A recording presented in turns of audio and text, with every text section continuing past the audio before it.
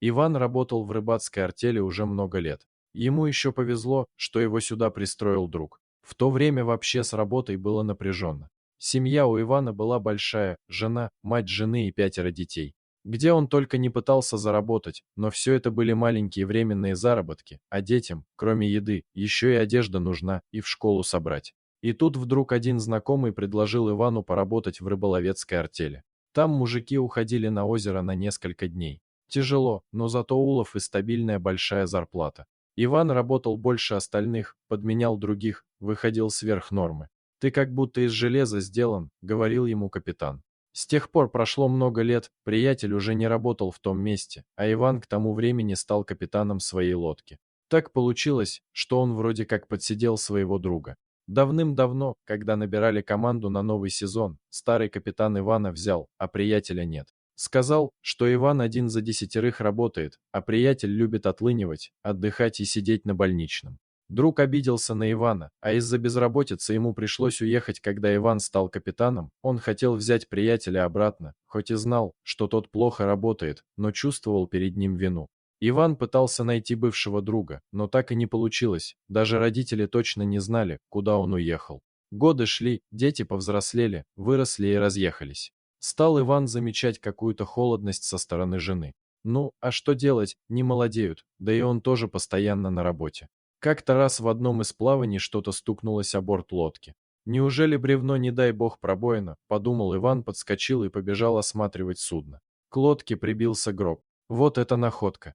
Господи, откуда он здесь? Прямо посреди озера. Правда, неподалеку был остров, но он был совершенно необитаемый. На острове не было ни кустарника, ни травинки, только камни. Даже птицы там не гнездились. Иван поднял команду, и мужики достали гроб на борт. Тут нужно понимать некоторый нюанс. Район у нас приграничное озеро, хоть и не море, но на противоположном берегу уже другое государство, а значит, по всем законам, на наши воды распространялось морское право. Во-первых, гроб был найден в нейтральных водах, а во-вторых, капитан имеет все юридические права на судне, он будто президент. «Вскрываем», — скомандовал Иван. Гроб вскрыли и ужаснулись.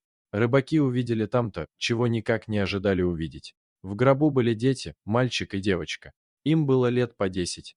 Но самое странное было то, что дети выглядели, как будто они легли в этот гроб вчера. Иван осмотрел детей и увидел, что они спят. Они были очень слабы. Скорее всего, дети не спали, а уже приготовились к худшему. Их перенесли в каюту капитана и стали отогревать и отпаивать. Было видно, что дети находились в шоковом состоянии. Пришлось возвращаться домой. Детей нужно было передать в больницу. Вся команда вернулась домой раньше времени.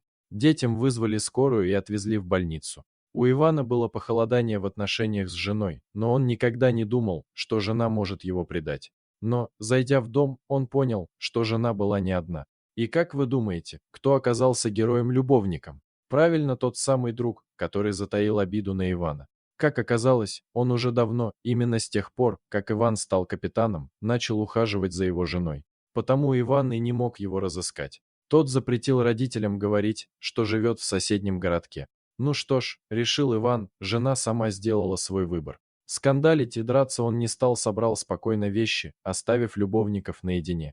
Поехал в тот самый городок неподалеку, в гостиницу.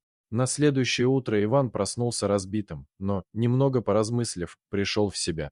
В конце концов, он капитан, и у него железная сила воли. Гораздо больше его интересовала судьба детей, которых они нашли в таких странных обстоятельствах, чем судьба неверной жены. Иван пошел в больницу. Как раз сюда привезли детей. Они были уже в порядке, и Ивану было очень интересно, что дети ему расскажут. Их звали Руслан и Людмила, они были погодками. Жили они со своими родителями в соседней деревушке от Ивана. Жили бедно, почти в нищете, и главным желанием родителей было разбогатеть, только о деньгах они и говорили. Вполне возможно, Бог услышал их молитвы, а может и не Бог, а кое-кто другой. В общем, как бы то ни было, а однажды они получили наследство от какого-то дальнего и богатого родственника. С тех самых пор только раздор и ругань поселились в их доме. Родители никак не могли поделить, что и кому из них достанется. Может, они изначально не были хорошими людьми, а может, долгие годы нищеты превратили их в алчных монстров. Родители, позабыв о детях и о своих прямых обязанностях, стали спорить, кому из них что принадлежит. Мать переживала, что отец все спустит на выпивку. Она даже не понимала, что у него здоровья не хватит столько денег пропить. А отец, конечно, желал получить деньги, чтобы жена не спустила все на одежду. Так они и спорили, пока наконец Руслан не сказал им, что хватит ругаться, все равно потом деньги достанутся им с Людой. И зачем он только это сказал? Зерно сомнения посеялось в головах родителей. Люди, ослепленные богатством, уже не являются на самом деле людьми. Родители решили, что дети хотят их ограбить и отнять наследство. Тогда они поступили очень просто, по их мнению, они решили избавиться от конкурентов на наследство. Детей посадили в лодку и, не обращая внимания на слезы, вывезли на тот необитаемый остров. А что никто не увидит, никто не найдет. А если найдут, будет уже поздно. К тому же они всегда могут сказать, что дети сами туда заплыли. Несколько ужасных дней Руслан и Людмила провели на острове без воды и еды. Когда силы уже покидали их, в расщелине между камней они нашли старый гроб. Он был пустой, некогда было думать, куда делся его хозяин. Гроб был единственным, что было деревянное на острове и могло держаться на воде. Они легли в него, прикрылись крышкой и отдались воле судьбы. Вскоре сознание их покинуло. Иван слушал детей и был просто в ужасе. Он не мог допустить, чтобы этих детей после больницы отправили к их алчным родителям. Иван сделал все, чтобы их осудили за жестокое обращение с детьми. С наследством поступили так. Не вдаваясь в подробности о законодательстве, может потому, что детей нашли в нейтральных водах, деньги было решено поделить пополам между детьми и заморозить, пока им не исполнится по 18 лет. Когда Иван приехал домой, жены там уже не было. Ему было не очень интересно, куда она отправилась. Ему было гораздо интереснее другое, что будет с Русланом и Людой. Он подал заявку и усыновил их. Дети с радостью переехали к капитану, который их спас. Иван переговорил со своими детьми, и они оказались не против, чтобы у них появились еще брат и сестра.